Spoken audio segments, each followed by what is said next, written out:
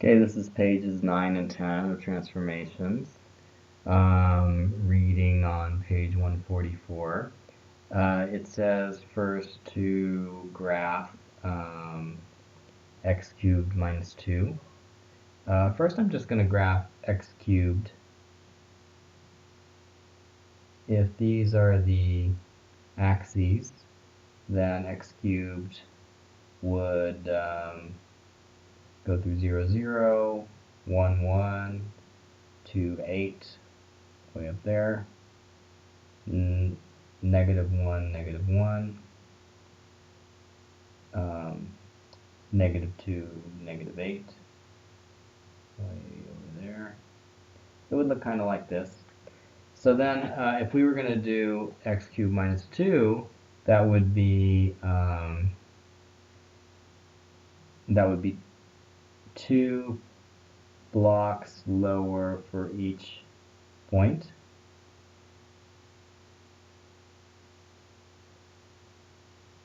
Kind of like that.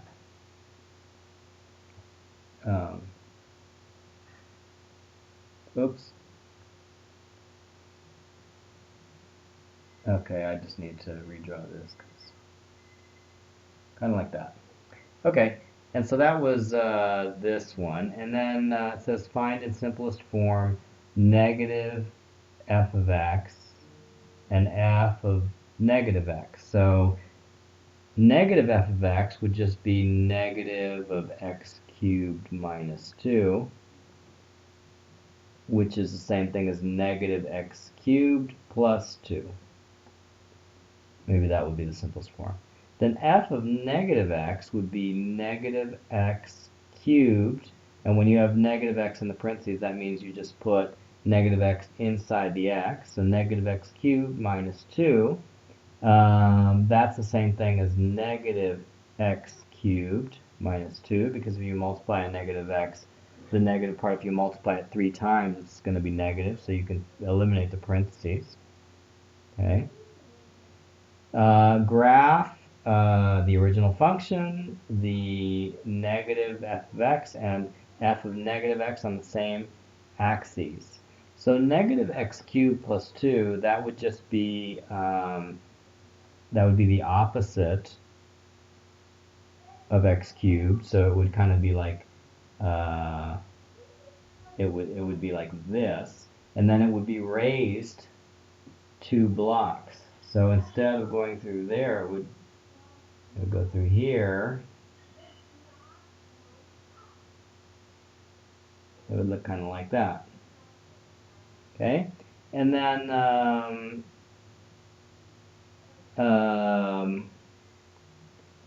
f of negative x, it would be negative x cubed, and then it would be lowered by 2 blocks. So it would actually be kind of like that. Okay, so this one down here would be f of negative x, and then this one up here would be negative f of x. Okay. Graph the domain -2 to 2. Well, that's pretty much what we did.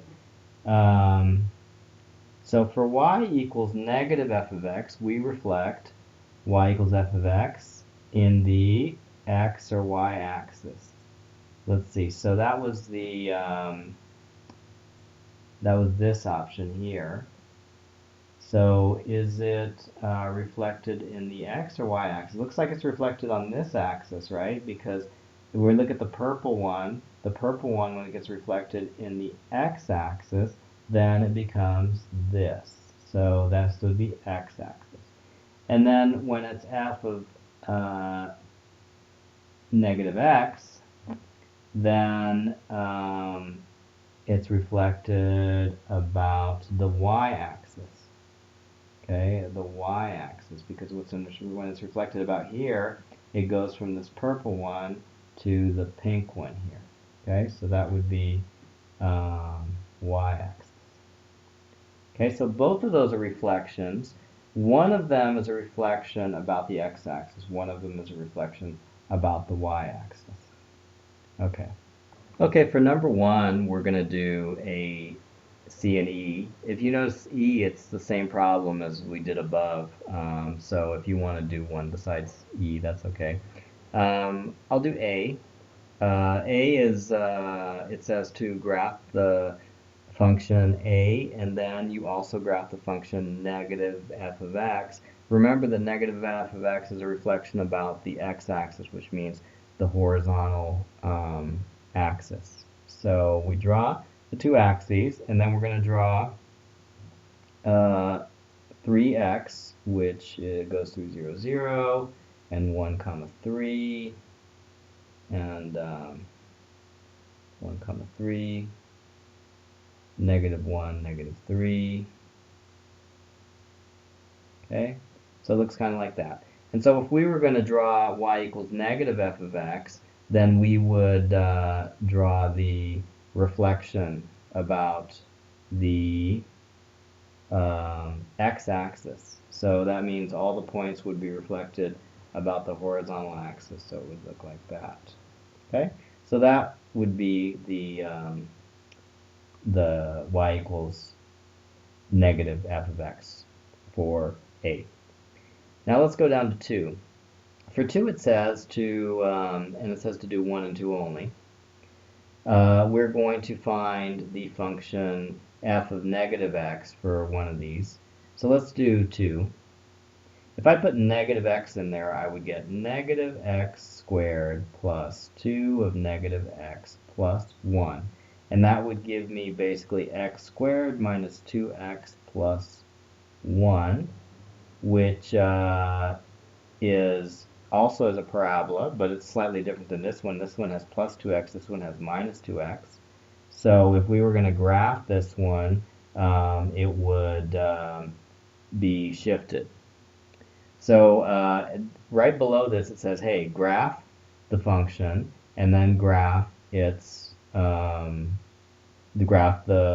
reflection of it about the, and if we look at f of negative x, it's about the y-axis. So it just so happens that if you compare x squared plus 2x plus 1 and x squared minus 2x plus 1, what you have is a reflection about the y-axis. If you remember about what the graph of a parabola looks like, if you factor it into two binomials, then you can see where the roots are. And in the case of x squared plus 2x plus 1, the roots are at negative 1 and at negative 1. Since both of the roots are at negative 1, that means that the vertex is right on the x-axis, and the rest of the parabola just goes up like a regular sized parabola. And so this is x squared plus 2x plus 1. Now what does f of negative x look like? Well, there's two ways you could find it. One is it's the reflection about the y-axis. So you could just find it by reflecting this parabola about the y-axis or the vertical axis. And the other way you could do it is you could factor x squared minus 2x plus 1, and then you get x minus 1 times x minus 1. So the roots are positive 1 and positive 1, which means that the vertex is at 1 comma 0. So this is the graph of this function and the reflection of this function about the y-axis. Number 3, the function f of x equals x cubed minus log x is reflected in the x-axis to g of x. Find g of x. So that means that the f of x function becomes the g of x functions when you reflect it about the y-axis. Now remember, when you reflect about the, or I'm sorry, the x-axis, when you reflect about the x-axis, remember that you are basically taking the negative of f of x. So if we take the negative of this function, we'd have negative x cubed plus log x. And so that would be g of x here. G of x would equal that.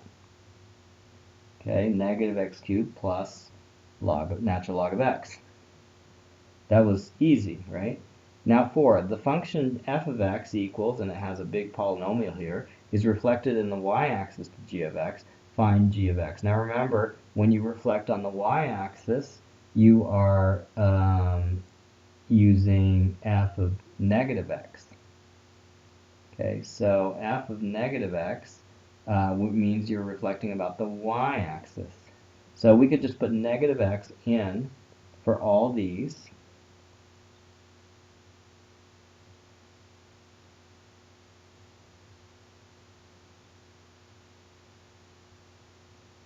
Okay.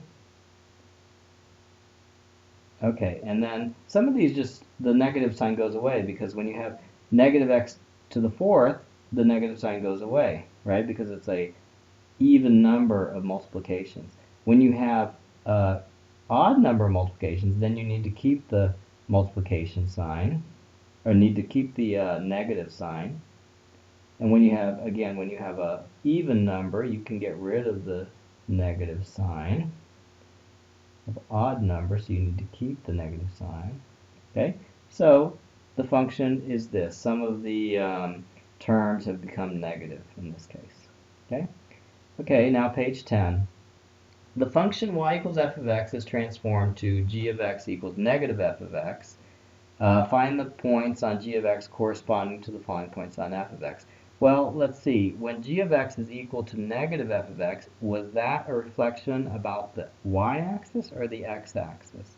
Well, if we look up here, it was a reflection about the x-axis, So we're going to reflect all of these points about the x-axis, which means that the y value, let's see, when we have something reflected about the x-axis, the x value stays the same, the y value becomes completely the opposite. So that means the x value is going to be the same, the y value is going to be the opposite. Oh, but like, if it's already 0, then the negative of 0 is just 0. If it's negative 1, then it's going to be positive 1, right? We'll go ahead and do this last one too. So the positive 2 becomes negative 2, for example. Okay? Find the points on f of x that have been transformed to the following points on g of x. Now they're giving us the opposite points. They're giving us the reflected points. We're going to go back to the original function. So for example, this is the original function in red. This is the new function in blue. So these points here are the original function given in red, and then we're finding the blue reflection. And then in this case, they're giving us the blue function here, and then we're going to find the red original points. And it's the same thing. All we need to do is reflect the y coordinate, make it negative. So the x coordinate is preserved, the y coordinate is changed from negative to positive, or if it's 0, it stays the same. And if it's negative, it changed to positive 2. Okay? So that was easy, right? All right, now number 6. The function y equals f of x is transformed to h of x equals f of negative x. Okay, so remember that when you have a reflection f of negative x, that is basically reflecting it about the y-axis. So you're getting like a vertical image like that. And here they're giving us the original function, the original points on the function f of x, and they're asking us what do they turn into when you reflect it. When you reflect it, the y coordinate is the same, right? The y coordinate, which is the height, is the same. What changes is the x coordinate. So if this is negative 1, for example, this one is going to be positive 1 in terms of x, right? Because like the horizontal position changes. So the x coordinate is going to invert, but the y coordinate is going to stay the same in this case. Okay? All right. B, find the points on f of x corresponding to the following points on h of x. Now they're giving us the blue points. I'm sorry. Now they're giving us the blue points, and now they want to find we want to find the red points. And so how do we do that? We just reflect the x coordinates. The x coordinates are going to flip signs. The y coordinates are going to stay the same. X coordinate flip signs. Y coordinate stays the same. Okay, that was easy, right? Okay, 7. Copy the graph of y equals f of x, then draw the graph of y equals negative f of x. Okay, well remember, y equals negative f of x, that's a reflection about the x-axis. So this is the x-axis. Reflecting here, we would just get, you know, something like this, something like this, something like this, something like this, okay? So that is a reflection about the x-axis. Now, the other one, of course, is going to ask us to reflect about the y-axis. So that would look something like this, something like this, something like this, something like this. Okay? So those are the two reflections. And number 8, a function f of x is transformed to the function g of x by, and they do two negative signs. They do a negative sign on the outside, negative sign on the inside. Describe the nature of the transformation. Well, this is interesting. It's like they are doing this inside, that would be a reflection about the y-axis. On the outside, this would be a reflection about the x-axis. So they're doing both. So basically, we're going to be doing two reflections. You know, one about the y-axis, and then one about the x-axis. Okay, so that is the nature of the transformation. You're reflecting it twice. So what does that look like? Well, if you had like a Snoopy, and then you did one reflection about the y-axis, it would be here, and then you do another reflection about the x-axis, and it would be here. Okay, so that's basically what would happen. If 3 comma negative 7 lies on f of x, find the transformed point on y equals g of x. Well, basically, what happens is when you do a reflection about both axes is the 3 comma negative 7, both of these are going to change signs. So the positive 3 is going to become a negative 3. The negative 7 is going to become a positive 7. So that's the answer to B. Okay? And what about C? Find the point on f of x that transforms to the point negative 1 comma negative 5. So now we're saying, okay, and by the way, like if you look at the Snoopy head, the original point, and I should have done this in blue, but the original point is the blue Snoopy head.